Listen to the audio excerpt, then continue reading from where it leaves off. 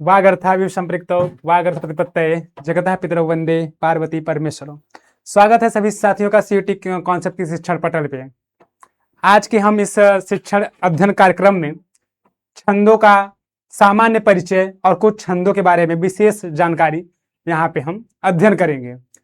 तो अभी तक हमारे कई सारे लेक्चर उपलब्ध हो चुके हैं, कुछ यूट्यूब पे तो कुछ एप्लीकेशन पे, और आज की इस लेक्चर में हम छंद का अध्ययन करेंगे, सामान्य अध्ययन करेंगे, कुछ विशेष नहीं। ठीक है, तो ये रहा हमारा थोड़ा कोर्स के बारे में हम जान लेते हैं कि सीयूटी जो पीजी है उसमें लैंग्वेज बीएड है, जिसका कोड आपको पता ही होगा COQP05 है।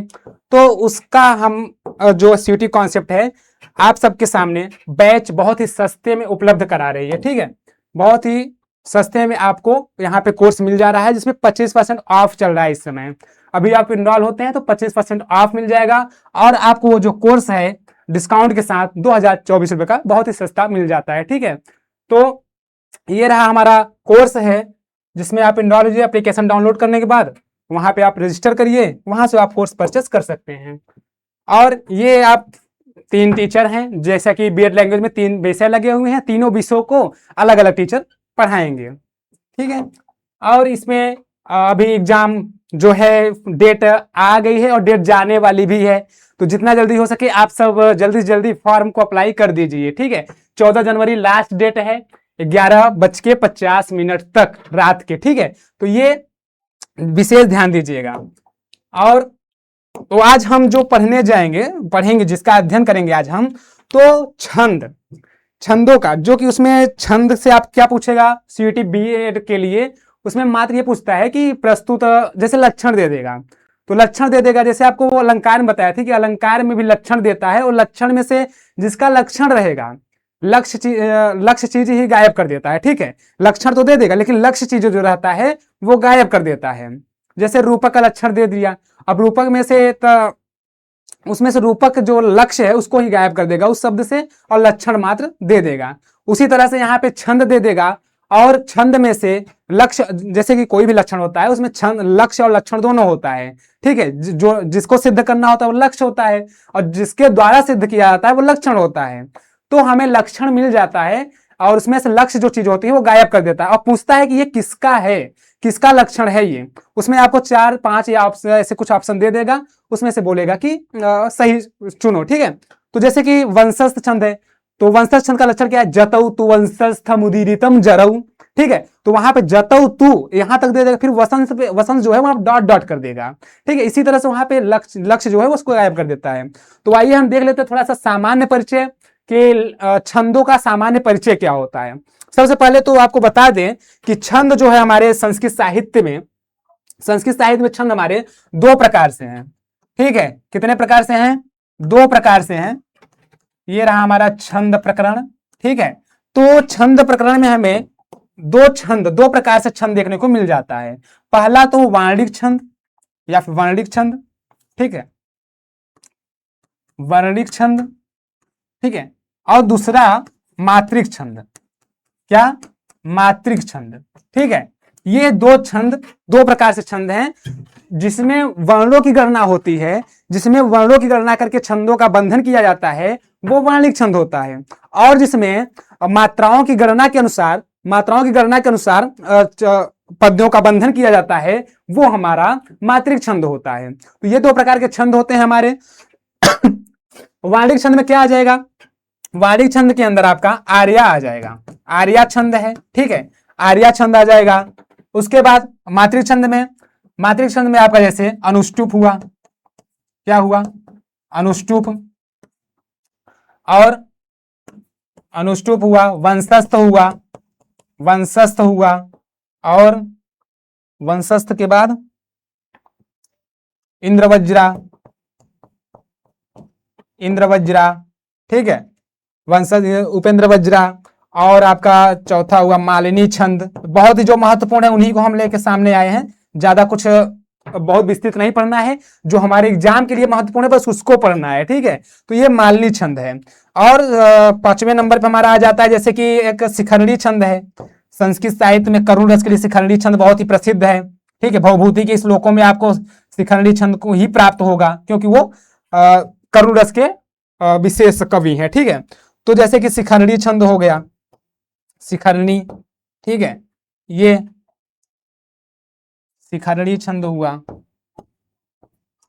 और इसी तरह से आप देख लेते हैं यहाँ पे हरणी छंद हुआ, हरणी छंद हुआ। ठीक है, ये 6 हुए। उसके बाद फिर शार्दुल विक्रीडित, कौन सा? शार्दुल विक्रीडित, शार्दुल विक्रीडित।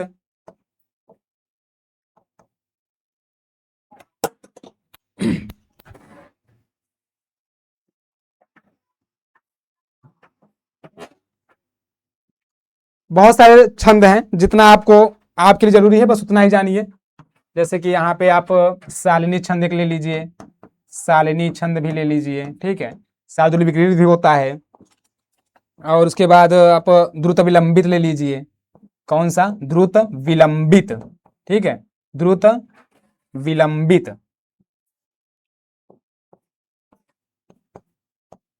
द्रुत विलंबित छंद हो गया।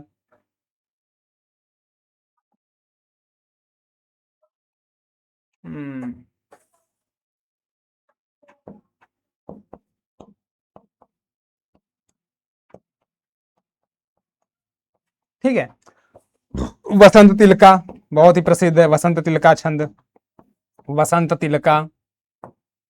ठीक है, ये हमारे कुछ छंद हैं जो कि बहुत ही महत्वपूर्ण हैं।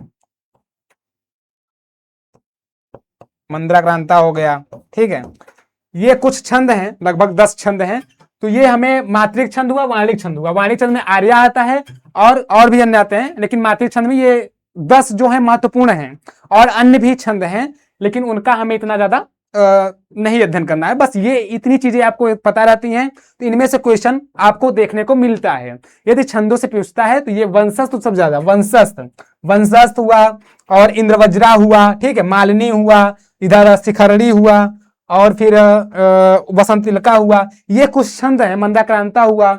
ये कुछ छंद हैं जो कि क्वेश्चन हमें, हमारे सामने क्वेश्चन ये लेकर आते ही हैं। ठीक है, तो चलते हैं, हम एक एक छंदों का कुछ सामान्य परिचय देखेंगे और छंदों की गणना कैसे की जाती है उसके बारे में बताएंगे। ठीक है, सबसे पहले तो आपको यह देखना है कि छंद में गण कितने होते हैं। नोट करते जाइएगा एक एक चीज। ठीक है, छंद में गण कितने होते हैं? छंद में गण, गण मतलब क्या होता है? समूह। ठीक है, कितने अक्षरों का, कितने मात्राओं का समूह हो जाए तो वो गण हो जाता है।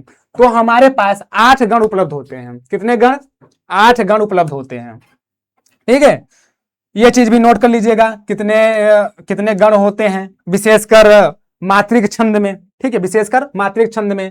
तो सबसे पहले हमारे पास 8 गण होते हैं, देख लेते हैं कौन कौन सा। तो यगण होता है।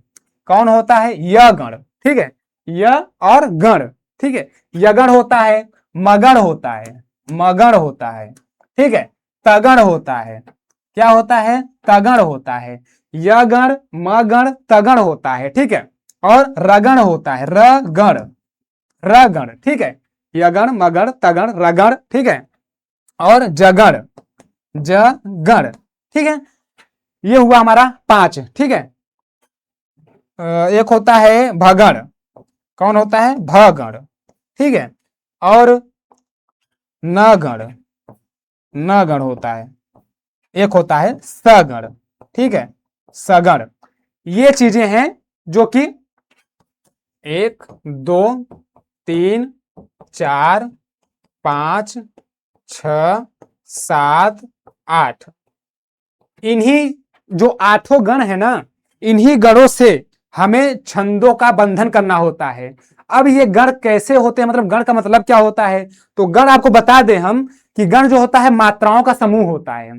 ये मात्रिक छंद में होते हैं। और कैसे होता है? एक इसमें सूत्र प्रयोग होता है, मतलब मात्राओं की गणना के लिए होता है। ये मात्राओं की गणना हम कैसे करेंगे? तो वो 3-3 मात्राओं का एक गण कर देते हैं। कितने? 3-3 मात्राओं का, 3 मात्राओं का एक गण कर देते हैं। इसीलिए तीनों में है। ठीक है, तीनों में 3-3 अक्षर आपको दिख जाते हैं। तो 3 मात्राएं जहां पे रहेंगी उसका एक गण, जैसे एक छंद है। अभी आपको उदाहरण देख समझाएंगे, बहुत अच्छे समझ में आएगा, फिक्र मत करिए। अभी जो हम बता रहे हैं उसको सुनिए ध्यान से, ध्यान सुनिए बस। तो सबसे पहले तो हमारा कोई छंद है। ठीक है, छंद है, उसमें कई सारे 10, 12, 14, 16, 17 ऐसे करके मात्राएं होती हैं मात्राएं। बिना मात्राओं के कोई भला पद हो सकता है? पद हो सकता है? नहीं हो सकता है। तो मात्राएं होती हैं, ठीक है, जिसमें स्वर लगेगा उसमें मात्रा तो होगी ही। तो क्या होता है कि कई सारे, जैसे 12 मात्रा है एक पंक्ति में, 12 मात्रा है। अब उसमें 3-3 का समूह बनाएंगे हम, 3-3 मात्राओं का, तो कितने गण हो जाएंगे?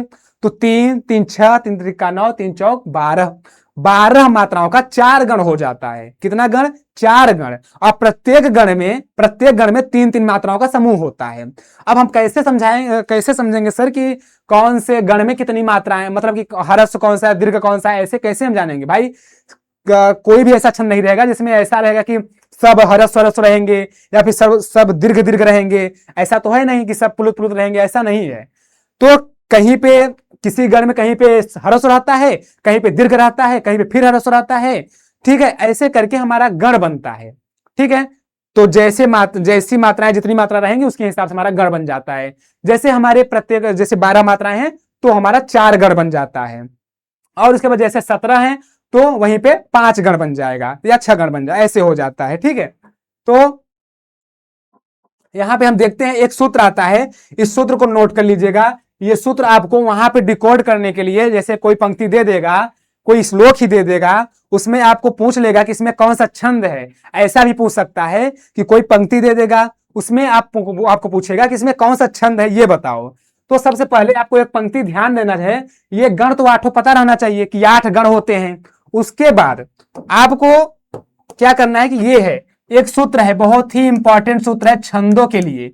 यदि आप इसको याद कर लेते हैं तो कभी भी आपका छंद से आया हुआ क्वेश्चन गलत नहीं होगा, इतना ध्यान दीजिएगा। सूत्र का क्या नाम है? यमाता राज भान सलगा। यमाता राज भान सलगा, ठीक है। यमाता, हाँ दिख रहा होगा, नहीं दिख रहा है, एक सेकंड। यमाता राज भान सलगा। अभी हम आपको याद करा के यहां से तब जाएंगे, आप फिक्र मत करिए। यमाता राजभान सलगा, ठीक है। ये रहा हमारा सूत्र। क्या रहा? सूत्र रहा। ये है, इसमें ये 8 गण आ जाते हैं। 8 गण कैसे आ जाते हैं देखिएगा। यमाता राजभान सलगा क्या है? बहुत ही सरल है, बहुत ही सरल। आप 2 से 4 बार पढ़ेंगे, आपके दिमाग में हमेशा के लिए बैठ जाएगा, कभी आप इसको भूलेंगे नहीं, ठीक है। जब मैंने याद किया था बस 2-4 बार देखा था, मेरे दिमाग में आज तक ये बैठा हुआ है। तो देखिए, यमाता राजभान सलगा, बोलिएगा मेरे साथ, बोलिए यमाता राजभान सलगा, ठीक है। बोलेंगे नहीं तो बिना बोले संस्कृत विद्या कभी आ ही नहीं सकती है, कभी भी आप उसका क्वेश्चन नहीं कर पाएंगे जब तक बोलेंगे नहीं। तो यमाता राजभान सलगा, ठीक है। तो अब देखिएगा कितने गण हैं? 8 गण हैं। 8 गण इसमें आ जाते हैं। पहले इसको समझिए, फिर हम आगे बताएंगे कि पद्यों में कैसे पहचाना जाता है। तो देखिए, यह है ना, तो यगण हो गया। क्या हो गया? यगण हो गया। हुआ कि नहीं? यस है तो यगण हुआ कि नहीं? हुआ ना, पहला यगण आ गया। फिर दूसरा क्या है? म है। म से क्या होगा? मगड़ होगा। हो जाएगा, बिल्कुल हो जाएगा, मगड़ हो गया ना। तो दूसरा वाला हमारा गण आ गया, मगड़ आ गया। देखिएगा क्रम से चलते हैं, क्रम से आएगा, ठीक है। यगण आया, फिर मगड़ आया, उसके बाद त से क्या आ जाएगा? तगड़ आ जाएगा। क्या यहाँ पे तगड़ है? हाँ यहाँ भी तगड़ है, तो तगड़ आ गया, ठीक है, तगड़ आ गया। उसके बाद फिर र आया, ठीक है। सिर्फ व्यंजनों को लेना है, स्वरों को नहीं लेना है। तो यहाँ पे र आया, तो र से क्या आ जाता है? रगण है चौथे नंबर पे, तो रगण आ जाएगा, आ जाएगा रगण। उसके बाद फिर ज आया, ज से क्या होगा? जगड़ होगा, ठीक है, जगड़ होगा। उसके बाद फिर भ से क्या आ जाएगा? इसमें कौन सा भ से है? तो भगण है, तो यहाँ पे क्या आ जाएगा? भगण आ जाएगा, ठीक है। क्या आ जाएगा? भगण आ जाएगा, ठीक है, भगण। ध्यान दीजिएगा, 8 गण का यहाँ पे समावेश हो गया है। उसके बाद फिर न आ गया, न से कौन सा गण यहाँ पे आपको दिख रहा है? न गण, ठीक है। तो यहाँ पे आ जाएगा नगण, नगण आ जाएगा, बिल्कुल आ जाएगा नगण। उसके बाद स आ गया, स से कौन सा गण दिख रहा है? तो लास्ट वाला है, 8वां वाला सगण है, तो यहाँ पे हमारा आ जाएगा सगण, ठीक है। कौन सा आ जाएगा? सगण आ जाएगा। अब कहेंगे कि सर जो लास्ट में ल और ग बचा है, इसका मतलब क्या हुआ? सूत्र तो हम पूरा याद कर लेंगे, लेकिन पता चला कि हमें गणों का पता है और लास्ट में जो ल और ग लगा है उसका हमें पता ही नहीं है क्या होगा। तो ध्यान रखना, कोई भी छंद होगा उसमें ऐसा नहीं है कि एक मात्रा ऊपर या एक मात्रा कम ऐसा हो नहीं सकता, किसी न किसी में एक मात्रा का कुछ न कुछ विकार हो ही जाता है। तो इसीलिए यहाँ पे जो ल है इससे समझना कि उस लघु वर्ण होगा। ठीक है, लघु वर्ण होगा। जैसे आ, तो यहाँ पे ल से अ हुआ, जो ग है यहाँ पे गुरु वर्ण होगा। ठीक है, गुरु वर्ण अर्थात कि बड़ा दीर्घ वाला, एक ह्रस्व लघु होगा और गुरु दीर्घ वाला होगा। ठीक है, इतनी चीजें आपको समझ में आ गई, बिल्कुल समझ में आ गई होंगी। नहीं आया तो अभी हम उदाहरण देखेंगे, उदाहरण बहुत ही अच्छे समझ में आएगा। क्या देखना है आपको, 8 गण होते हैं छंदों में। कितने गण होते हैं, 8 गण होते हैं। और एक सूत्र है, कौन सा सूत्र है सर, तो य माता राजभान सलगा, यह सूत्र है। अब इसमें हमारे जो है पूरे के पूरे गण आ जाते हैं। य से यगण, म से मगण, त से तगण, र से रगण, ज से जगण। याद रखिएगा कि क्रम से ध्यान रखिएगा, क्रम से, क्रम नहीं रहेगा तो आप पूरा गलत कर देंगे। तो ज से जगण, भ से भगण, न से नगण, स से सगण, और ल और ग का मतलब हुआ लघु वर्ण और गुरु वर्ण। ठीक है, गुरु का मतलब भारी, भारी वही होता है जो बड़ा होता है, तो इसका मतलब दीर्घ वर्ण। ठीक है, इतनी चीजें आपको समझ में आ गई। अब देखिएगा हम कैसे, अब कोई छंद एक ले लीजिए। ठीक है, जैसे कि आप ले लीजिए सर स्थिज मनुविद्धम। कौन सा छंद ले लेते हैं आप, तो यहां पे मान लीजिए कि एक छंद ले लीजिए सर सिज, यहां समझ नहीं आएगा, आइए दूसरे पेज पे। तो छंद ले लेते हैं हम सर सिज मनु, सर सिज मनु वृद्धम। कौन सा छंद ले लेते हैं, तो सर सिज मनु विद्धम।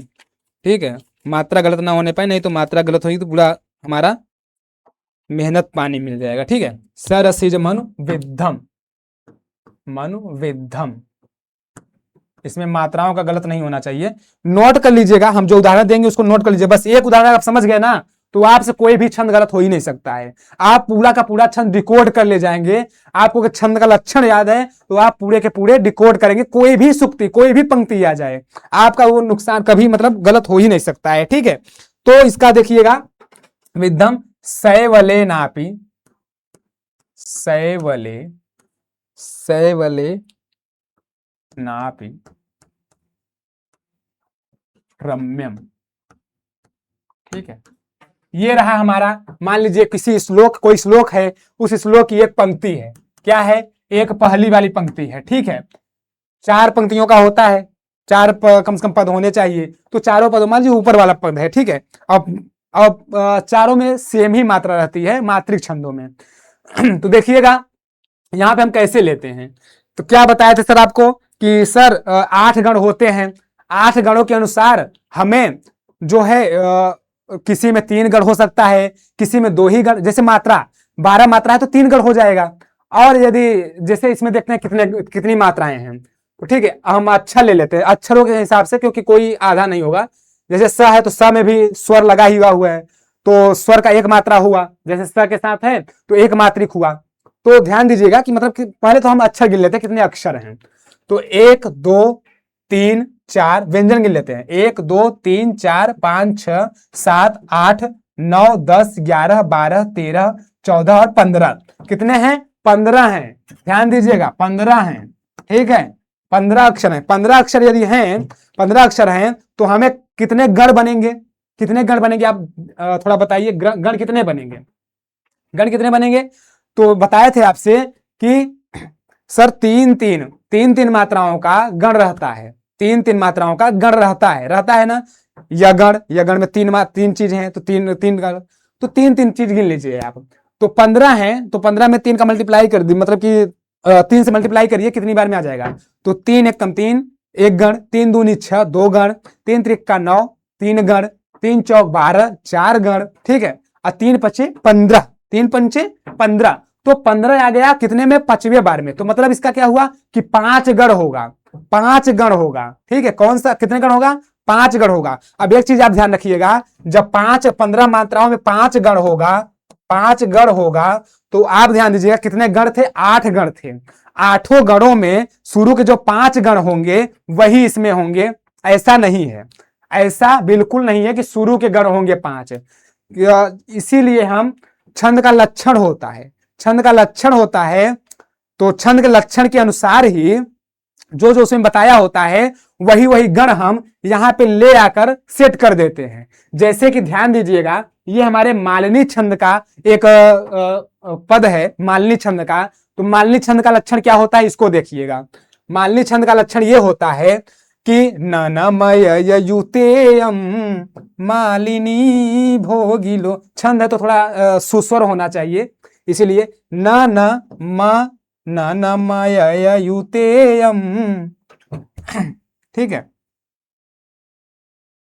ननमय युतेयम मालिनी भोगिलोकै, मालिनी भोगिलोकै, ठीक है।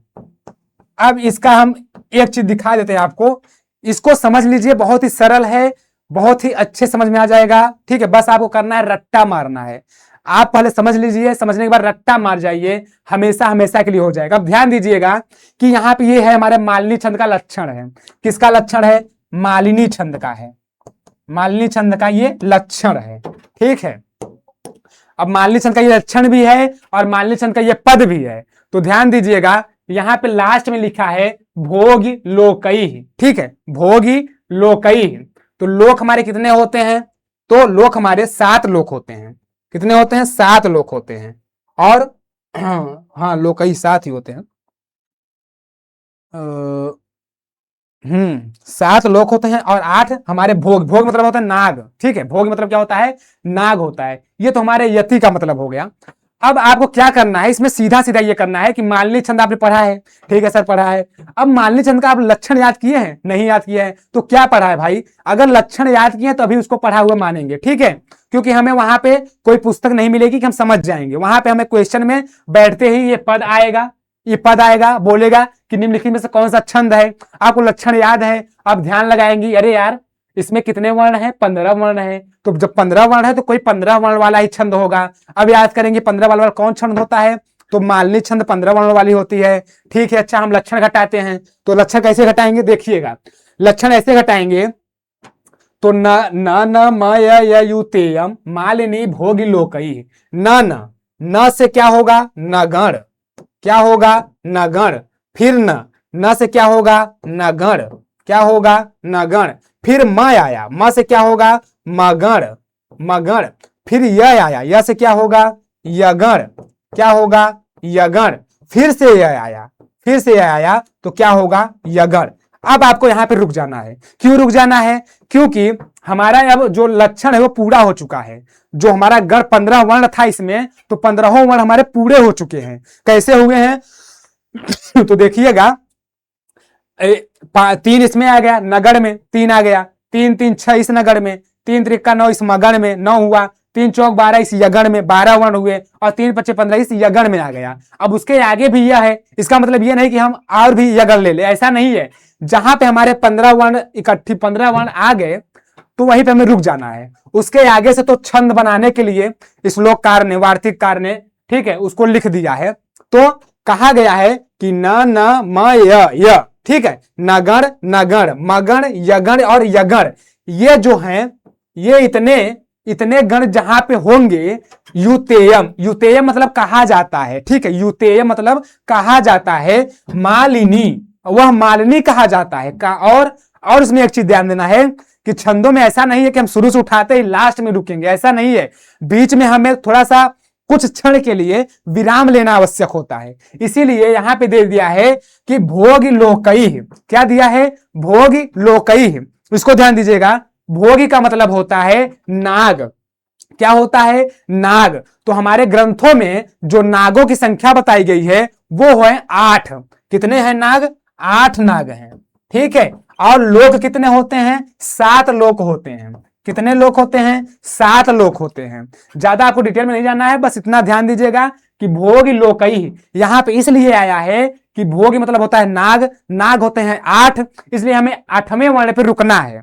कहां रुकना है? 8वें वर्ण पे रुकना है। जैसे यहां पे हम पढ़ते हैं कि न म, यहां पे, ठीक है, ये पद है, ठीक है। तो सर यहां पे देखिए 8वें पे रुकना है ना, तो देखिएगा सर 1 2 3 4 5 6 7 8, यहां पे हमको रुकना है। तो कैसे पढ़ेंगे? सरसिज मनुविधम, बस इतना रुकना है।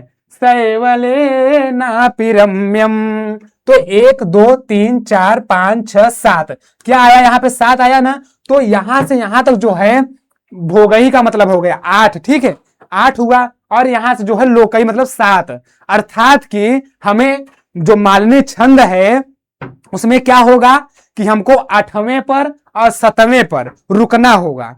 जहां पे हमारा 8वां वर्ण आएगा वहीं पे हमको रुक जाना है। और एक चीज ध्यान दीजिएगा, ये ऐसी कही कही बातें नहीं है, ये अभ्यास की चीजें हैं। यदि आप अभ्यास नहीं करते हैं और आप चाहते हैं कि मैं छंदों का अच्छा ज्ञाता हो जाऊं तो कभी नहीं हो पाएंगे, ठीक है। ये अभ्यास की चीजें हैं, क्योंकि छंदों को गा करके वहीं 8वें वर्ण पे ही रुक जाना थोड़ी सी क्षण भर के लिए, ऐसा सबके बस की बात नहीं है। कोई भी सामान्य व्यक्ति उठाएगा छंदों को पढ़ना तो शुरू से लेकर अंत में ही रुकता है, ठीक है। कोई जो पढ़ा लिखा नहीं होगा, जो नहीं छंदों का ज्ञान रखता होगा, वो यही करेगा कि शुरू से छंद कोई पढ़ेगा, जैसे इसको पढ़ लेगा सरसी जमनुविद्धम शैवले नापि रम्यम, अब ऐसे पढ़ लेगा। लेकिन जिसको वहीं पे छंदों का पता है, छंदों का ज्ञान है कि कहां पे हमको रुकना है, ठीक है, कैसे उसको पढ़ना है, तो वो क्या करेगा कि सरसी जमनुविद्धम इतना पढ़ेगा। उसके बाद शैवले नापि रम्यम यहां पे रुक जाएगा, ठीक है।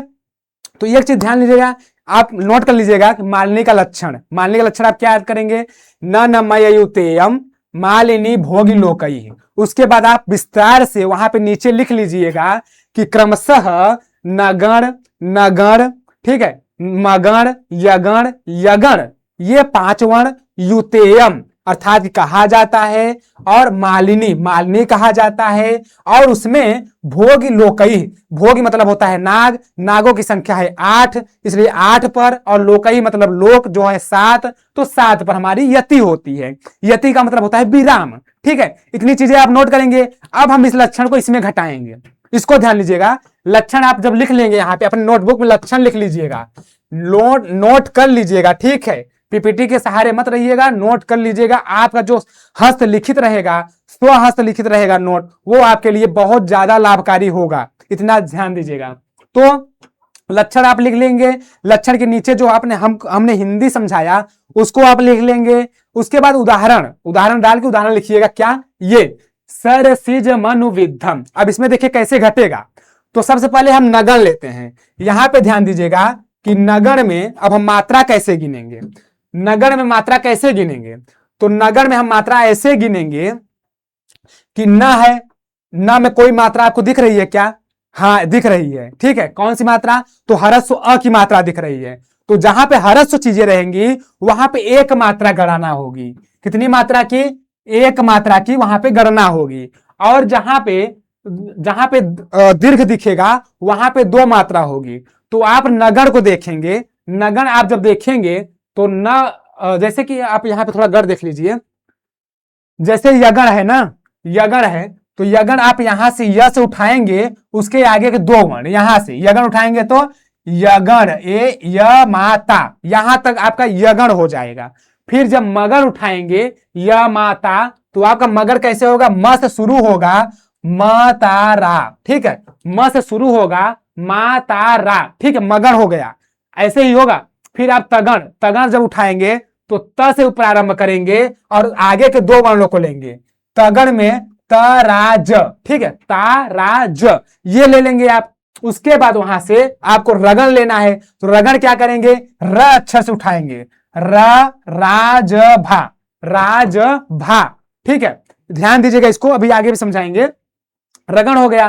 फिर उसके बाद क्या आता है आपका जगण आता है। जगण क्या करेंगे, उसमें भी यही करेंगे कि ज से उठाएंगे और तीसरे अक्षर तक ले जाएंगे, ज भा न, ठीक है, ज भा न। उसके बाद हमारा भगण आता है। भगण में क्या करेंगे, वही क्रम अपनाएंगे। भगण में भी भ से उठाएंगे और तीसरे वर्ण तक ले जाएंगे, तो तीसरा वर्ण स आता है, तो भगण में भ न स आ जाएंगे। उसके बाद फिर हमारा आता है नगण, नगण आ जाता है। तो नगण में क्या है देखिएगा, न से हम उठाएंगे और आगे के 2 वर्णों तक ले जाएंगे, ठीक है, न स ल यहां तक आ जाएगा। उसके बाद हमारा अंतिम जो है गण वो है सगण। सगण में क्या होगा कि स से उठाएंगे और अंतिम 2 जो हैं वहां तक हम ले जाएंगे। तो ये चीज ध्यान रखिएगा कि जो ये माता राजवंश अलगा है ना, इसमें पूरा छंद आ जाता है। और जैसे यह गण है तो यह गण हम उठाएंगे, यह से उठाएंगे, यह गण हो जाएगा। कैसे होगा? तो उसमें आगे की दो मात्राओं का हम समावेश कर लेंगे, वो हो जाएगा। फिर मगर उठाएंगे, म से लेकर आगे की दो मात्राओं में हम समावेश कर लेंगे। इसी तरह से हमारा ये 8 गण उपलब्ध हो जाते हैं। उम्मीद है समझ में आया होगा। नहीं समझ में आया है, एक बार पुनः इस वीडियो को देखिए, ठीक है? क्योंकि हम बार बार वही चीजें बताएंगे तो पुनरुक्ति दोष हो जाएगा, ठीक है? पुनरुक्ति दोष होता है कि हम किसी चीज को बार बार कह रहे हैं, जब जो चीज हम कह दिए उसको बार बार क्यों कह रहे हैं। तो इसीलिए हम समझा दिए, अपनी तरफ से अपना 100% दिए हैं। आप पुनः इस वीडियो को देखिएगा, ठीक है? पुनः देखिएगा, आपको अच्छे समझ में आएगा। हमारी बात मानिए, समझ में आ जाएगा आपको। अब हम चलते हैं आपका मालिनी छंद के लक्षण में। तो मालिनी छंद के लक्षण में क्या है? यहाँ पे नगर, नगर, मगण, यगण, यगण है, ठीक है? तो हमको क्या देखना है? नगर देखना है, नगर देखना है, मगर देखना है, यगण, यगण। सबसे पहले हम नगर देखते हैं, नगर, ठीक है? नगर देखते हैं। तो नगर गण में क्या है हम यहां देख लेते हैं इस सूत्र में कि नगर में क्या क्या है। नगर में आपको न से लेकर न स ल, न स ल, क्या आपको कहीं पर दीर्घ मात्रा दिख रही है क्या? दीर्घ मात्रा दिख रही है क्या? नहीं दिख रही होगी, ठीक है? यहां पे तीनों में ह्रस्व मात्रा लगा हुआ है। ह्रस्व मात्रा का मतलब हमने बताया आपको, ह्रस्व का मतलब जहां पे ह्रस्व लगा होगा वहां पे एक मात्रा होगी, जहां पे दीर्घ होगा वहां पे दो मात्रा होगी। क्या यहाँ पे आपको नगण में न स ल में क्या कहीं पे आपको दीर्घ मात्रा दिख रही है? नहीं दिख रही है। तो आपको क्या देखना है? एक एक मात्रा। नगण में न में भी एक मात्रा, स में भी एक मात्रा और ल में भी एक मात्रा, ठीक है? तो हमारा नगर कैसे बनेगा? नगर एक ऐसा गण है जिसमें जिसमें तीनों मात्राएं हमारी ह्रस्व की होती हैं और ह्रस्व की मात्रा एक एक होती है। तो यहां पे हम आपका पद में आते हैं। पद में क्या है उसको देखते हैं। पद में क्या है हमारा? सर सिज मनु विद्धम है ना। तो आपको पहले क्या देखना है? नगर देखना है। नगर में क्या आता है सर? नगर में सर तीनों मात्राएं ह्रस्व रहती हैं। तो देखिए स में क्या आपको कोई दीर्घ मात्रा दिख रही है? नहीं दिख रही है। तो ह्रस्व का मतलब क्या हुआ? एक मात्रा। फिर आते हैं र में। र में क्या है सर? र में भी ह्रस्व ही है तो एक मात्रा। फिर आते हैं सी में। सी में भी ह्रस्व इकार है, दीर्घ इकार नहीं है। तो यहां पे भी क्या हो जाएगा सर? एक मात्रा हो जाएगा सर, ठीक है? एक मात्रा हो जाएगा। उसके बाद हम क्या ये हमारा नगर बन गया क्या? क्योंकि एक गण में 3 ही मात्राओं की आवश्यकता होती है। तो यहाँ पे 3 मात्राएं आ गई तो सर क्या ये हमारा नगर बन गया? बिल्कुल बन गया, ये नगर हो गया। हो गया कि नहीं? बिल्कुल हो गया। अब हम अगले गण में आते हैं क्योंकि हमको मालिनी छंद में 5 गण देखना है, 5 गणों को देखना है। तो हम अगले गण में आते हैं तो नगर देखते हैं फिर से, ठीक है? तो ज में क्या आपको दीर्घ मात्रा दिख रही है क्या? नहीं दिख रही है। तो यहां भी एक मात्रा हो जाएगी, ठीक है? ये तीनों एक गण हो गया, ये तीनों एक गण हो गया। अब यहां पे हम दूसरा गण देखते हैं। दूसरा भी हमारा नगर ही देखना है, ठीक है? पहला तो नगर था, दूसरा भी हमारा नगर ही है तो दूसरा भी हम नगर देखते हैं। ज में भी हमारा ह्रस्व मात्रा है तो एक मात्रा हो जाएगी। म में भी एक ही है तो एक मात्रा हो जाएगी, ह्रस्व है तो। और न में भी ह्रस्व उकार है, दीर्घ उकार नहीं है, इसीलिए यहां पे भी हमारा एक मात्रा हो जाएगा। हो जाएगा, बिल्कुल हो जाएगा। उसके बाद हम आगे चलते हैं। तो क्या यहाँ पे 3 मात्राएं हो गई क्या? बिल्कुल हो गई। क्या हो गई? बिल्कुल हो गई हमारी 3 मात्राएं। तो यहां पे भी हमारा एक नगर बन गया। सर नगर क्यों बन गया? नगर इसलिए बन गया क्योंकि नगर में तीनों मात्राएं एक एक मात्रा वाली होती हैं, ह्रस्व मात्रा वाली है, ठीक है? इसलिए हमारे शुरू के जो यहाँ पे दिया था न तो नगर नगर, उसके बाद हमारा मगर आता है। तीसरे गण में क्या आएगा? मगर आएगा। तो मगर ध्यान दीजिएगा, यहाँ पे आइए मगर हम देखते हैं मगर में क्या क्या है। तो साथियों ये देखिएगा, मगर में यहां शुरू करेंगे।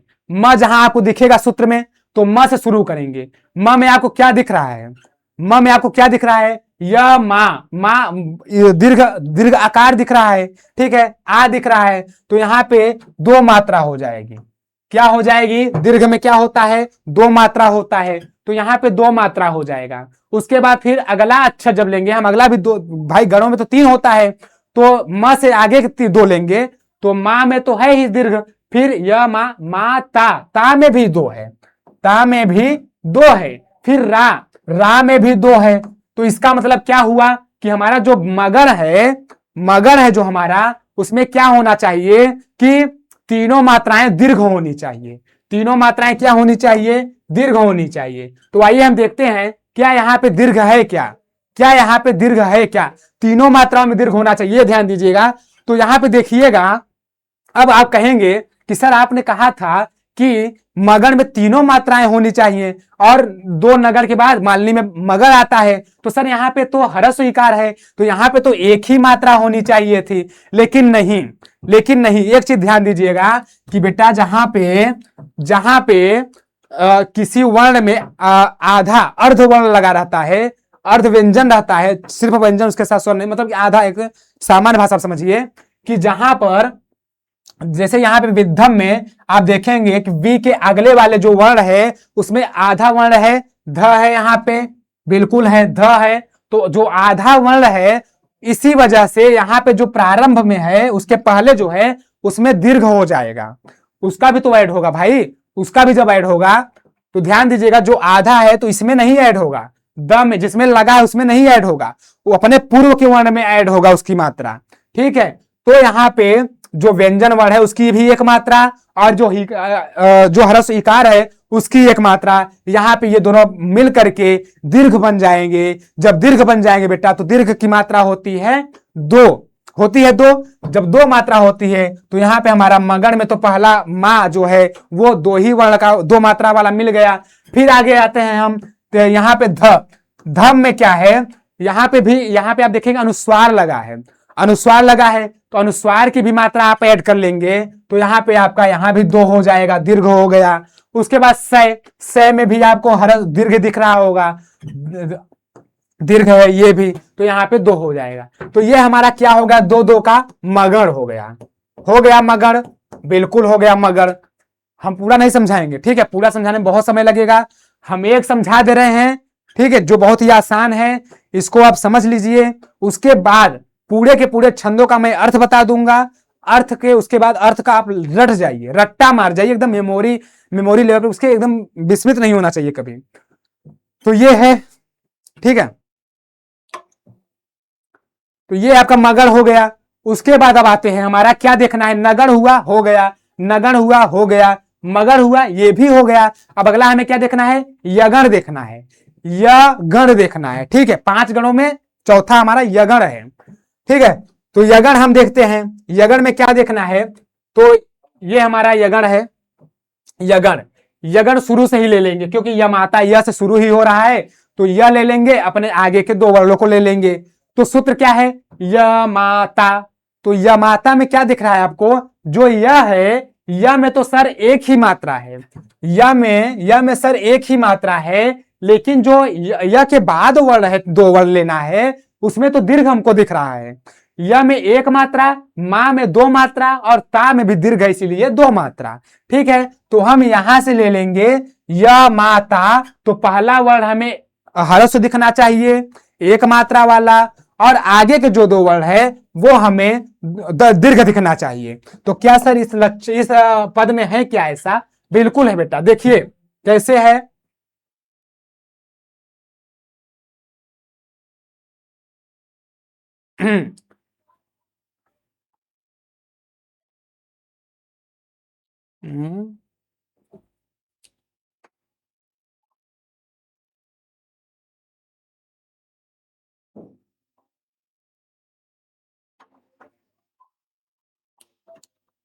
हाँ, तो देखिएगा यहां पे अब क्या बचा,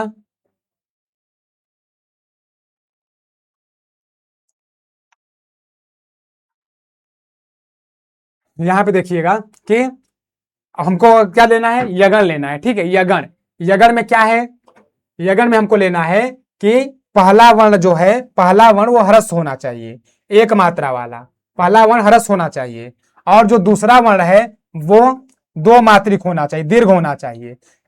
एकार की मात्रा यहाँ पे लगी हुई है, ठीक है, एकार की मात्रा यहाँ पे लगी हुई है, तो ये 2 मात्रा हो जाएगा। ठीक है, उसके बाद फिर ना में भी क्या लगा है, 2 दीर्घ है, तो यहाँ भी 2 मात्रा वाला हो जाएगा।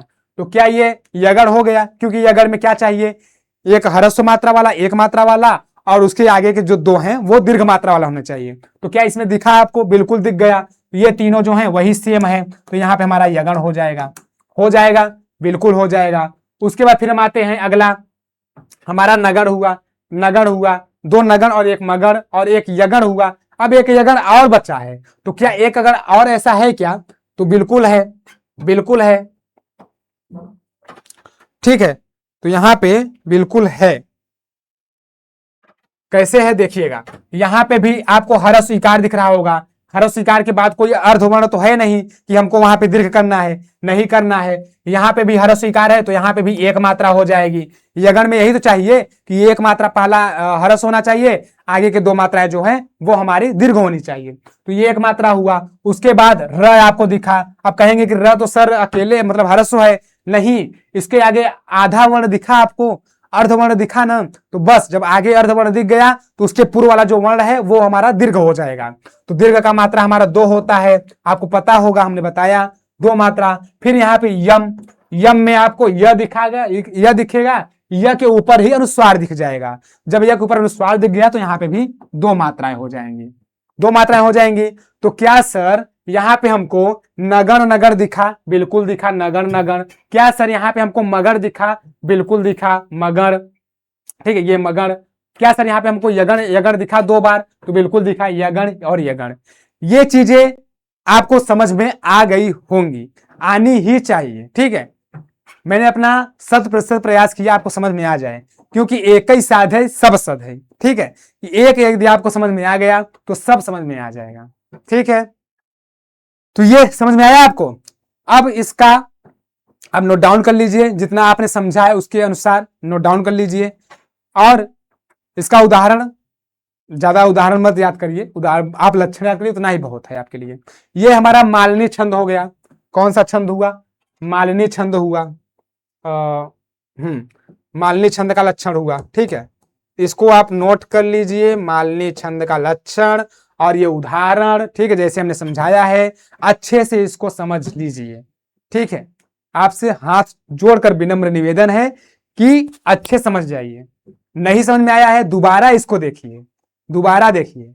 ठीक है, बहुत प्रयास करके आप सबको हम समझा रहे हैं, मामूली चीजें नहीं है ये सब। ठीक है, एक बार समझ गए तो आपको हमेशा वो समझ में आती ही रहेंगी, मतलब हर एक आप छंद समझ में आ जाएगा। आगे चलते हैं, हम कौन सा छंद देखते हैं? तो अब हम आगे चलते हैं जो कि वंशस्थ छंद। सबसे पहले हम इंद्रवज्रा चलते हैं। इंद्रवज्रा उदाहरण हम ज्यादा ध्यान नहीं देंगे, उदाहरण आपको अगर लक्षण याद है ना तो आप उदाहरण याद कर जाएंगे। और एक चीज आपको ध्यान देना है कि जो छंद है उसमें एक चीज आपको ध्यान देखना है कि उसमें कितनी मात्राएं होती हैं, उस छंद में यह ध्यान देना है कितनी मात्राएं होती हैं, और कितना क्या लक्षण है उसका लक्षण याद करना है। एक तरह से आपको लक्षण याद है तो आपको सब याद है। ठीक है, तो आगे चलते हैं हम इंद्रवज्रा। इंद्रवज्रा, इंद्रवज्रा, इंद्रवज्रा का लक्षण क्या है? इंद्रवज्रा का लक्षण है स्याद इंद्रवज्रा यदि तौ जगौग।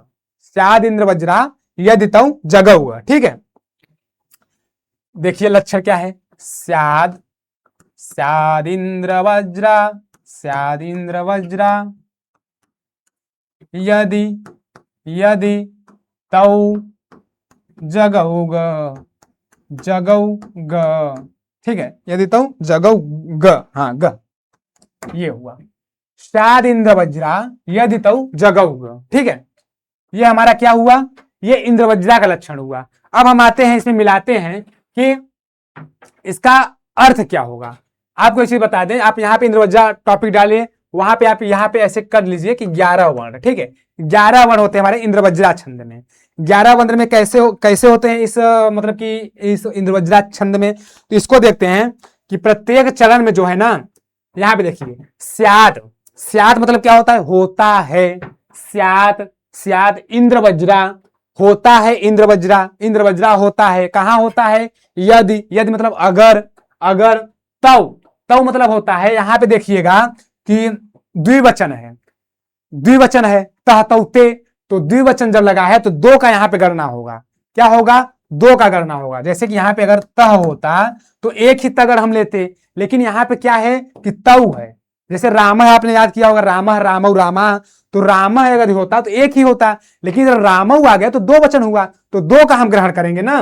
दो का ग्रहण करेंगे, इसीलिए तो यहां पे दो बार तगड़, दो बार तगड़, दो बार तगड़ होना चाहिए। इंद्र वज्रा में क्या होना चाहिए, सबसे पहले दो बार तगड़ होना चाहिए क्रम से, उसके बाद एक जगड़ होना चाहिए। क्या होना चाहिए, एक जगड़ होना चाहिए, उसके बाद दो गुरु वर्ण होना चाहिए। गौ, गौ का मतलब, ग का मतलब हमने बताया था, ल ग जो है, ग का ल का मतलब हमेशा ह्रस्व लघु होगा, और ग जहां आएगा वहां पे हमेशा, क्योंकि ग से कोई गण भी नहीं है कि वहां पे हम गण ले लेंगे, तो ग का मतलब होता है वहां पे हमारा गुरु वर्ण अर्थात कि दीर्घ वर्ण। ठीक है, तो यहाँ पे क्या हो जाएगा कि यहाँ पे दो हमारे लास्ट में गुरु वर्ण आने चाहिए। गुरु वर्ण का मतलब होता है दीर्घ। ठीक है, तो दो हमारे दीर्घ वर्ण भी आने चाहिए। ये भी इसमें एक कंडीशन है कि हमारा जो इंद्र वज्रा है, शायद इंद्र वज्रा, वह इंद्र वज्रा होता है यदि अगर तौ जगौ गह, क्रम से दो बार तगड़, क्योंकि यहाँ पे द्विवचन है इसलिए दो बार तगड़ और एक बार जगड़, और दो गुरु वर्ण होने चाहिए, दो गुरु वर्ण होने चाहिए। ठीक है, इतनी चीजें हो गई, आपको समझ में आ गई। तो अब आते हैं हम इस, देखिए अब जैसे दो बार तगड़ हुआ, दो बार तगड़ हुआ, ठीक है, तो तगड़ एक गण में कितनी मात्राएं, तीन मात्राएं, तो दो बार है, तो दो गुण इंटू दो, तीन गुण इंटू दो कितना हुआ, कितना हुआ, छह, छह बार हुआ। ठीक है, छह प्लस और कितना, प्लस कितना, जगड़, जगड़ में कितना होता है, जगड़ में कितना होता है, जगड़ में कितना होता है, तीन होता है, एक गण में तीन होता है, तो यहाँ पे जगड़ है तो तीन, तो छह तीन कितना हुआ, छह तीन कितना हुआ, नौ हुआ, नौ हुआ ना। देखिएगा इंद्र वज्र में 11 होता है, तो 9 यहां तक हो गया। अब बचा दो, दो के लिए क्या कंडीशन आ गई है कि हमारे दो लास्ट में गुरुवर्ण होना चाहिए, जो छंद है उसमें लास्ट में दो गुरुवर्ण होना चाहिए। ठीक है, दो गुरुवर्ण होना चाहिए, तो यहाँ पे दो गुरुवर्ण हो जाएगा। ठीक है, तो कितना होगा टोटल, 11 वर्ण। हमारा जो इंद्र वज्रा छंद है इसमें 11 वर्ण आने चाहिए। इसका भी हम आपको उदाहरण देकर समझा देते हैं, क्योंकि उदाहरण से ही अच्छे समझ में आएगा। ठीक है, उदाहरण आप देख लेते हैं तो समझ में अच्छे से आएगा। हाँ, चलिए उदाहरण देखते हैं।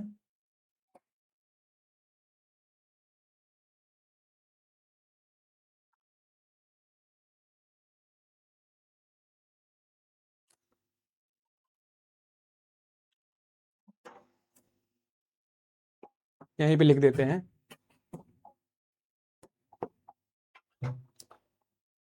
अर्थो ही कन्या, अर्थो ही कन्या परकीय एव, परकीय एव। ठीक है, अर्थो ही कन्या परकीय, ये अभिज्ञान का मतलब एक पद है, इसमें आप घटाते हैं, कैसे ये घटेगा। ठीक है, अर्थो ही कन्या परकीय एव। ठीक है, इसको देखते हैं हम।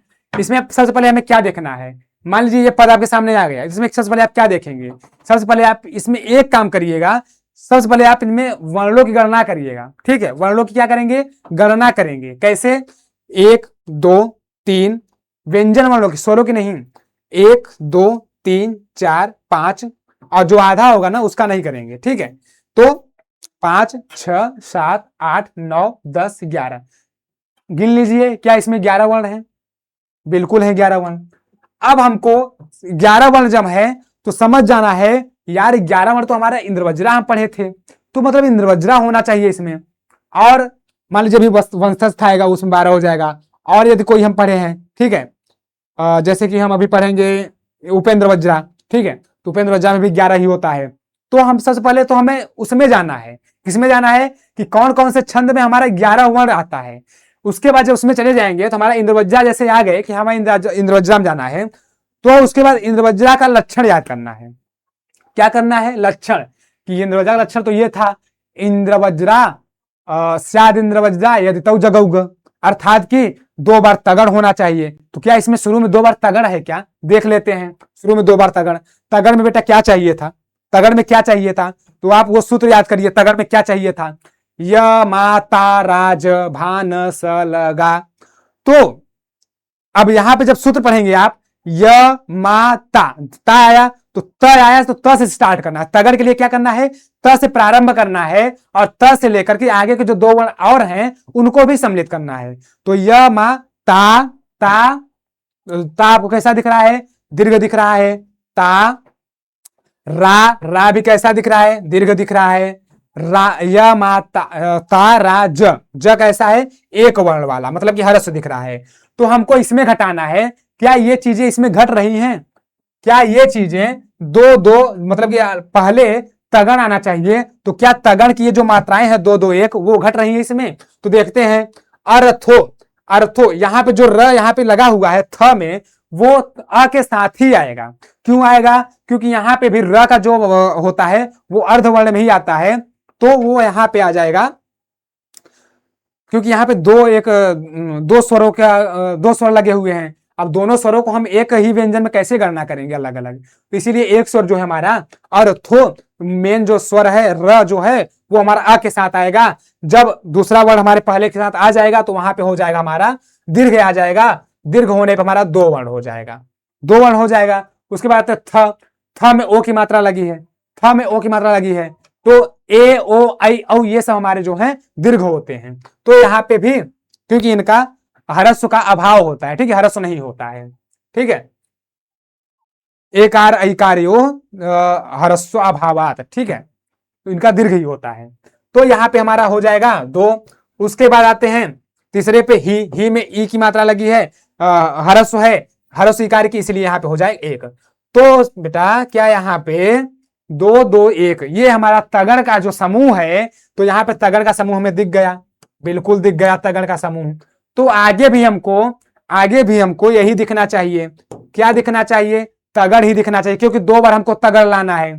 तो देखिएगा क से शुरू करेंगे, क से शुरू करेंगे तो कन्या, कन्या, ठीक है, कन्या प यहां तक आएगा, यहां तक आएगा। तो ध्यान दीजिएगा क के बाद आधा न है तो यहाँ पे क्या हो जाएगा, दीर्घ हो जाएगा। या में भी आकार दीर्घ आकार लगा है तो यहाँ भी 2 मात्रा हो जाएगी।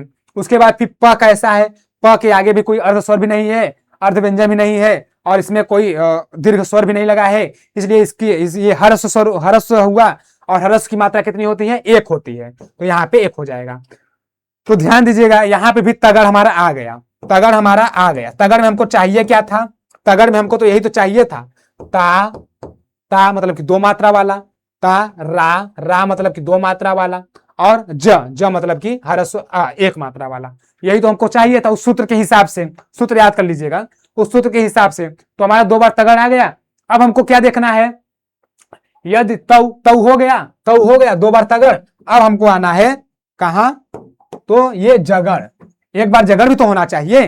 तो जगड़ में क्या होगा, तो जगड़ में बेटा आप याद करिएगा सूत्र क्या था, य माता रा ज आया, ज से आप शुरू करके आगे के 2 अंलों को ले लीजिए, य माता रा ज भा न, ज भा न, ज भा न, ठीक है, ज भा न। इसमें आपको क्या दिख रहा है, तो सर यहाँ पे 1 मात्रा हरस्व दिख रहा है, यहाँ पे दीर्घ दिख रहा है 2 मात्रा वाला, यहाँ पे भी हरस्व दिख रहा है 1 मात्रा वाला। इसका मतलब है कि जगड़ जो है, जगड़ है जो, उसमें क्या होना चाहिए कि पहले हरस्व होना चाहिए, फिर दीर्घ होना चाहिए, पुनः हरस्व होना चाहिए। क्या ऐसा हमारा इस छंद में बचा हुआ है, तो देखते हैं। र से शुरू करेंगे, र की य, ठीक है। तो यहाँ पे र कैसा है, हरस्व दिख रहा है 1 मात्रा हो जाएगा। की कैसा है, दीर्घ दिख रहा है, दीर्घ हो जाएगा तो 2 मात्रा हो जाएगा। यह कैसा है, हरस्व मात्रा वाला है, तो हरस्व भी हमारा 1 मात्रा वाला हो जाएगा। तो ये हमारा जगड़ हो गया। अब देखते हैं यहाँ पे हमें जो अंतिम के हैं वो हमारा एकार, जो एकार का स्वभावात होता है, इसलिए यहाँ पे भी 2 मात्रा हो जाएगा, दीर्घ ही होता है। और यहाँ पर वो जो है लास्ट में चाहे हरस्व हो चाहे दीर्घ हो, उसका हमें 2 मात्रा ही गिनना है, ठीक है, 2 मात्राओं की गणना ही करना है वहां पे। ये चीजें हो गया, समझ में आ गया, नहीं समझ में आया पुनः एक बार वीडियो देखिएगा, पुनः उसको बार बार देखिएगा, समझ में आ जाएगा, ठीक है। मैंने कुछ गलत नहीं बताया है, बहुत अच्छे से बताया है। ये हमारा इंद्रवज्रा रहा, क्या रहा, इंद्रवज्रा। आपको मैं उदाहरण याद करने को नहीं बोल रहा हूं, लेकिन आप कम से कम इतना याद कर लीजिए जितना मैं यहाँ पे लेकर आया हूं, क्योंकि ये 4 पदों वाला मैं सिर्फ 1 पद में आपको सामने समझा दे रहा हूं, ठीक है। उतना भी आप याद कर लेते हैं, उतने में भी आपका कल्याण हो जाएगा, उतने में भी आपको एग्जाम में अच्छा बेहतर करके आएंगे, इतनी उम्मीद है मुझे। ठीक है, ये हमारा इंद्रवज्रा रहा। अब आगे चलते हैं, हम सिर्फ लक्षण बताएंगे। ठीक है, अब आगे चलते हैं हम किस पे, तो इंद्रवज्रा हो उपेंद्र वज्रा। उपेंद्र वज्रा, उपेंद्र वज्रा। ठीक है, उपेंद्र वज्रा, उपेंद्र वज्रा पे आते हैं। उपेंद्र वज्रा का लक्षण क्या है? उपेंद्र वज्रा का लक्षण क्या है? तो उपेंद्र वज्रा कहता है कि उपेंद्र वज्रा जतजास्ततौ गौ, सेम एकदम एकदम सेम कैसा है? इंद्र वज्रा जैसा, थोड़ा सा मात्र गण इधर उधर हो गया है। उपेंद्र वज्रा, देखिएगा, उपेंद्र वज्रा जतजास्ततौ गौ, जतजास्ततौ गौ। ठीक है, उपेंद्र वज्रा जतजास्ततौ गौ।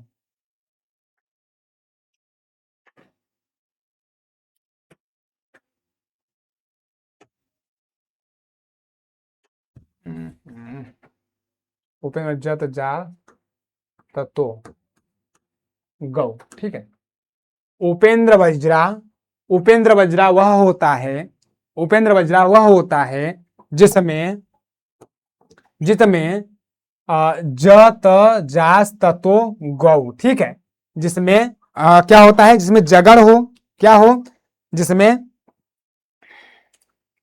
जिसमें जगड़ हो, जगड़ हो, फिर तगड़ हो, तगड़ हो, फिर से जगड़ हो, फिर से जगड़ हो, और जास ततो गौ। ठीक है, दो लास्ट में गुरुवर्ण हो, गुरुवर्ण अर्थात कि दीर्घ होना चाहिए। इतनी चीजें जहां पे हैं, ये लक्षण याद कर लीजिएगा। उपेंद्र वज्रा जत जास ततो गौ। ठीक है, ये लक्षण याद कर लीजिएगा। ये चीजें जहां पे होंगी, ये चीजें जहां पे होंगी, जगड़ तगड़ जगड़, वो हमारी क्या हो जाएंगी? वो हमारा उपेंद्र वज्रा छंद का लक्षण हो जाएगा। ठीक है, तो देखते हैं, एक उदाहरण देख लेते हैं, उतना तो आप समझ ही जाएंगे। देख लेते हैं। अलम महिपाल, अलम महिपाल, अलम महिपाल तव श्रमेण, तव श्रमेण। ठीक है,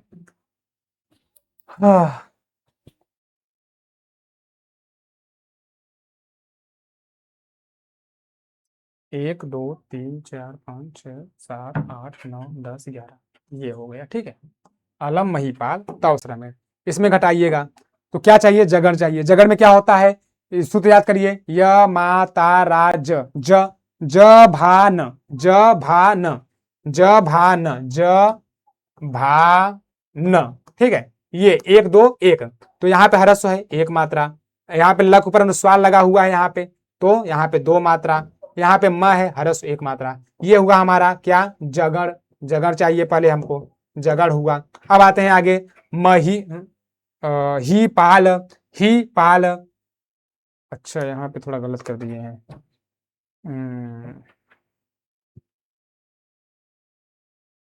हाँ, तगड़, तगड़ हुआ। ठीक है, तगड़ में क्या चाहिए? य मा ता, ता है तो तगड़ में ता से शुरू करेंगे। य मा ता रा ज, ता क्या चाहिए? ता रा ज। ठीक है, 2 2 1 होना चाहिए। तो यहाँ पे दीर्घ है, यहाँ पे भी दीर्घ है, यहाँ पे दीर्घ है तो 2 मात्रा, यहाँ पे भी दीर्घ है तो 2 मात्रा, यहाँ पे ह्रस्व है तो 1 मात्रा। 2 2 2 2 1 ह्रस्व मात्रा। ठीक है, ये हुआ हमारा। तो जगड़ में क्या चाहिए? तगड़ में क्या चाहिए? यही चाहिए। तगड़ में 2 2 1 चाहिए, तो ये हमारा हो गया क्या? ये हमारा हो गया तगड़, तगड़ हुआ। अब आगे आते हैं, हमको जगड़ चाहिए। जगड़ में क्या होना चाहिए? 1 2 1, तो ऐसा है क्या? 1 1 इमाल तब श्रमेण। अच्छा, यहाँ पे जो श्र है उसका भी स और रिकार मिलके बनता है, र मिलके बनता है, इसलिए यहाँ पे आधा भी है। ठीक है, इसका हो जाएगा तब, यहाँ पे श्र मेड़। ठीक है, 1 मात्रा। ठीक है, 1 2 1, ये हुआ हमारा जगड़। ठीक है, जगड़ हुआ। उसके बाद लास्ट में हमारे 2 गुणवर्ण हो जाएंगे, लास्ट में जो बच रहा है 2 गुरुवार हो जाएगा। ये समझ में आ गया आपको? ठीक है, इतनी चीजें आप कर ले जाएंगे, बिल्कुल कर ले जाएंगे। नहीं समझ में आया है फिर से इसको दोबारा देखिएगा, ठीक है, दोबारा फिर से देखिएगा। आगे हम चलते हैं जो कि बहुत ही महत्वपूर्ण है, शिखरणी। कौन सा? शिखरणी छंद। शिखरणी, ठीक है, शिखरणी छंद का एक थोड़ा सा हम आपको गा कर सुनाते हैं, ठीक है।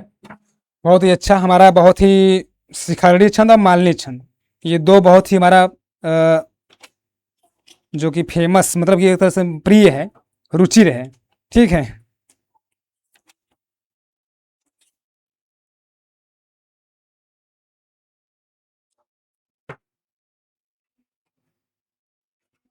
छंद सुन लीजिए। रसई रुद्र छिन्ना, यमन सभ लाग शिखरिणी। ये रहा छंद का लय, ठीक है। छंद है भाई, छंद को गाया नहीं करके पढ़ा जाता है। छंदों का बात क्या है, मतलब कोई भी चीज पढ़ रहा है उसके उसमें डूब करके पढ़ना चाहिए ना, जैसा वो है उसमें जाके पढ़ो, ठीक है। तो क्या है लक्षण? रसई, रसई रुद्रई छिन्ना, यमन सभलागः शिखरिणी, शिखरिणी, ठीक है। ये रसई रुद्रई छिन्ना, यमन सभलागः शिखरिणी, ये हमारा शिखरणी छंद का लक्षण है। किसका लक्षण है? शिखरणी छंद का लक्षण है, ठीक है।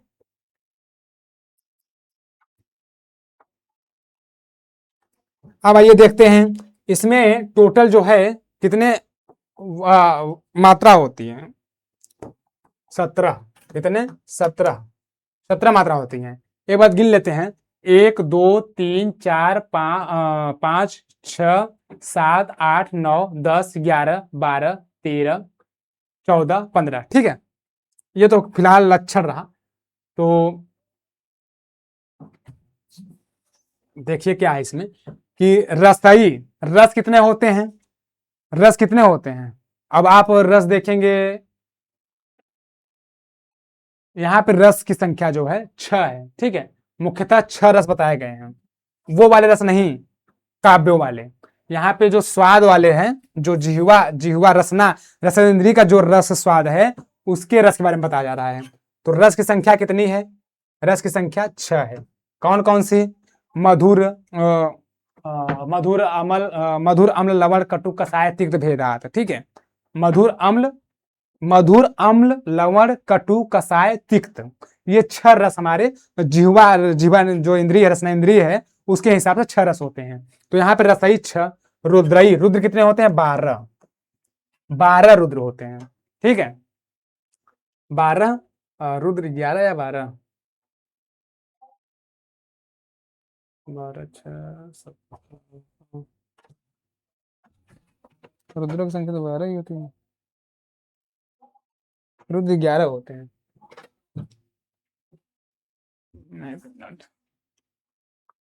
रुद्र कितने होते हैं? 11 होते हैं, ठीक है। तो 11 और 6 टोटल कितना हुआ? 17। तो 17 वर्ण जो है ना, रस और रुद्र, ये हमको विराम लेने की बोल रहा है, क्योंकि 17 वर्ण बहुत लंबा छंद हो जा रहा है। तो रुकने के लिए हमको कहाँ कहाँ रुकना है एक छंद पढ़ते समय? तो रसई 6वें पे रुकना है, और रुद्रई, ध्यान दीजिएगा, हम पीवाईक्यू लेके आएंगे आप सामने, वहां पे इसी तरह से क्वेश्चन बनेगा कि प्रस्तुत छंद में कहाँ पे कौन से वर्ण पे यति होती है, ठीक है। पढ़ाए हुए हैं, यदि आप नहीं कर पाते हैं तो ये शर्म वाली बात होगी, शर्म वाली बात होगी, क्योंकि इसमें तो समझना भी नहीं है कि शिखंडी छंद में रसई मतलब 6 होता है, 6वें पे रुकना है, और रुद्रई मतलब 11 होता है, तो 11वें पे रुकना है, ठीक है। इतना तो समझ में आना चाहिए। तो आगे चलते हैं, रसई रुद्रई 6 के बाद 6 से शुरू, 7वें शुरू करके जहां 11 होगा एक तरह से लास्ट हो जाएगा, वहां पे रुकना है। तो छिन्ना अर्थात कि परिच्छिन्न होता है, उससे कहा जाता है जहां पर क्या हो, तो यहां से यगड़ शुरू करेंगे, यगड़, यगड़, मगड़, मगड़, नगड़, नगड़, सगड़, सगड़, और भगड़। भगड़ 17 वर्ण होते हैं, तो 17 के लिए 3 3 6 3 9 3 12 और 12 3 15 और 2 क्या होते हैं, एक लघु होता है, एक लघु वर्ण और एक गुरु वर्ण होता है। ठीक है, एक लघु और एक गुरु वर्ण होता है, एक लघु और एक गुरु वर्ण होता है। कितनी चीजें ध्यान रहेंगी, बिल्कुल ध्यान रहेंगी। ठीक है, तो ये देखिएगा, सबसे पहले हमारा यगड़ दिखना है, रसई रुद्रई छिन्ना यमन सफलागा शिखरड़ी। ठीक है, शिखरड़ी वह होता है जिसमें जिसमें यगड़ हो, मगड़ हो, क्रम से नगड़ हो, सगड़ हो, भगड़ हो, एक लघु वर्ण हो और एक गुरु वर्ण हो। और इन 17 वर्ण जब हो जाते हैं तो वहां पे हमको 6 नंबर पे और 11 नंबर पे यति लेना पड़ता है, विराम लेना पड़ता है। ठीक है, इतनी चीज समझ में आ गई आपको।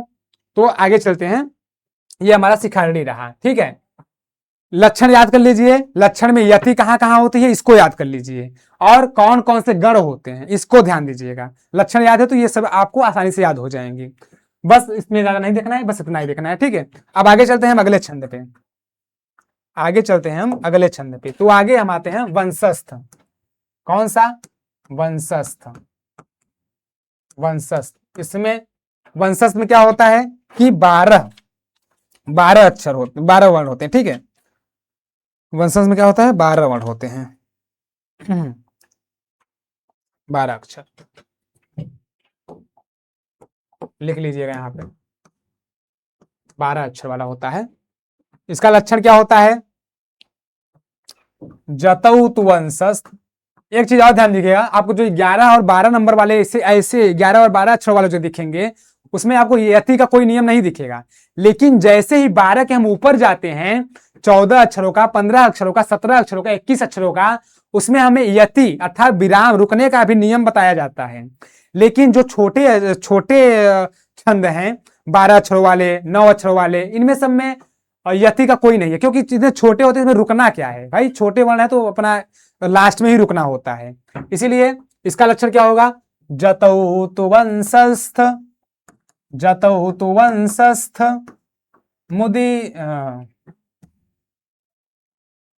जतौ तु वंशस्थ मुदीरितं जरौ, मुदीरितं जरौ, जतौ तु वंशस्थ मुदीरितं जरौ। ठीक है, जतौ, जतौ अर्थात की शुरू में ही, जतौ अर्थात की जगड़, जगड़, तगड़, तगड़, तगड़ और फिर जगड़,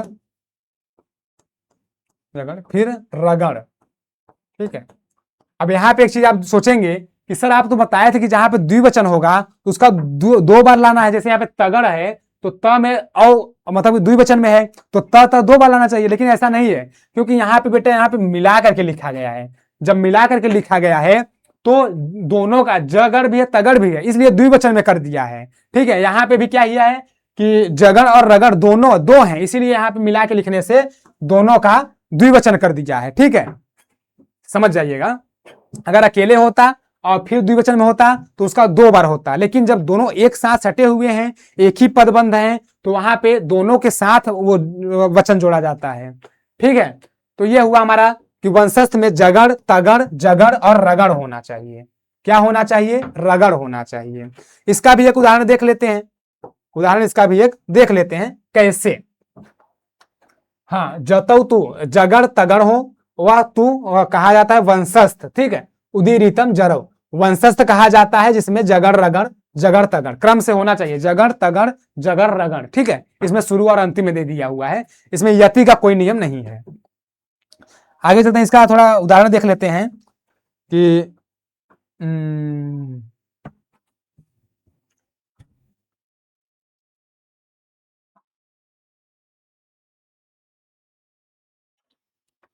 उदाहरण क्या है इसका,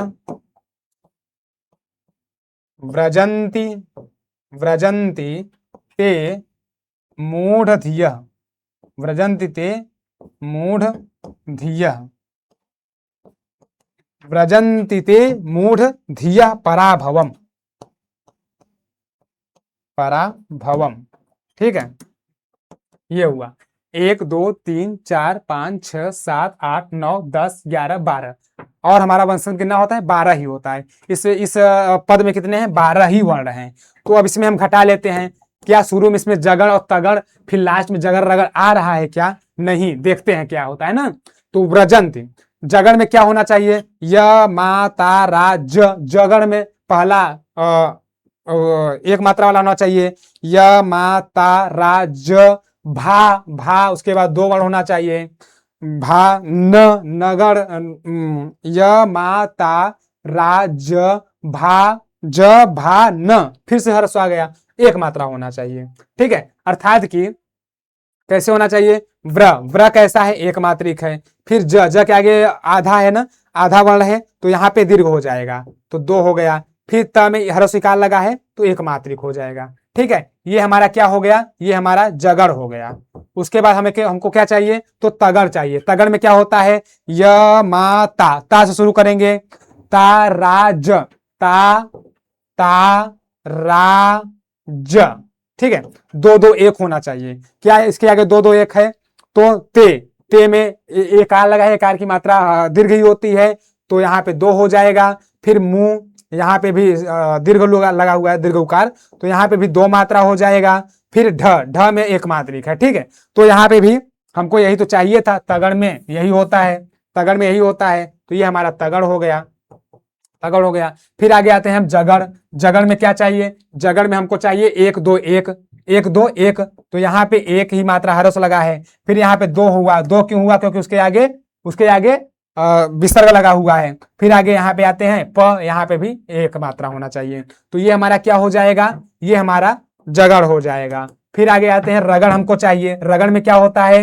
य मा ता रा ज भा। ठीक है, तो यहाँ पे देखते हैं हम, ऐसा है 2 1 2 है क्या? 2 1 2 है क्या? तो 2 2 यहाँ पे है, 2 1 2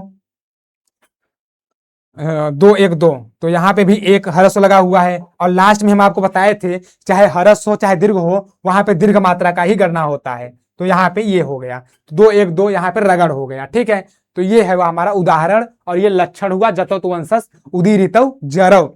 ये रहे कुछ आपके इंपॉर्टेंट, बहुत ही महत्वपूर्ण, ठीक है, बहुत ही महत्वपूर्ण। और एक चीज इसमें नोट कर लीजिए कि इनकी जो छंद संबंधी रचना, छंद से संबंधित रचनाएं, छंद संबंधित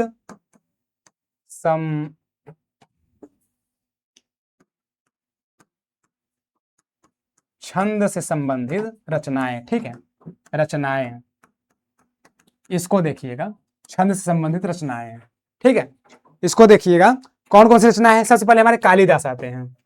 कालिदास ने भी छंद से संबंधित रचना लिखा है जिसका नाम है श्रुतबोध। क्या नाम है?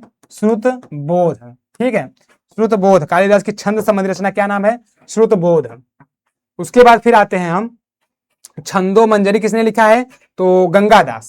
गंगादास ने क्या लिखा है? छंदो मंजरी लिखा है, छंदो मंजरी। ठीक है, समझ में आ रहा है?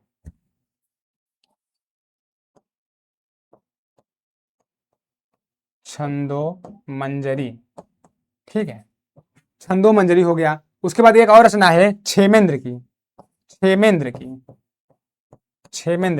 सुवृत तिलक। ये चीजें हैं हमारी रचनाएं। ठीक है, रचनाएं हैं हमारी, यहाँ पे छंद से संबंधित रचनाएं किसने लिखा है। इन तीनों रचनाओं में सिर्फ छंदों के बारे में बताया गया है। कितने छंद होते हैं, उनका लक्षण अपने अपने हिसाब से दिए गए हैं। ठीक है, अपने हिसाब मतलब कि मात्राएं तो एक ही है, बस नाम उनका इधर उधर कर देते हैं बस। तो ये हमारा छंद के विषय में बहुत ही महत्वपूर्ण चीजें रही। ठीक है, कुछ ज्यादा नहीं छंद पढ़ाए हैं, लेकिन जो भी पढ़ाए हैं, ठीक है, वो बहुत ही महत्वपूर्ण है, बहुत ही महत्वपूर्ण छंद है वो। ठीक है, उनको आप उम्मीद है समझ गए होंगे, नहीं समझे होंगे दोबारा एक बार वीडियो पुनः से देखिएगा। ठीक है, मिलते हैं अगली कक्षा में, हो सकता है नीति शतक या फिर हितोपदेश के साथ। ठीक है, तो तब तक के लिए बहुत बहुत धन्यवाद आप सभी का। अच्छे से पढ़ाई करिए, मस्त रहिए, प्रसन्न रहिए।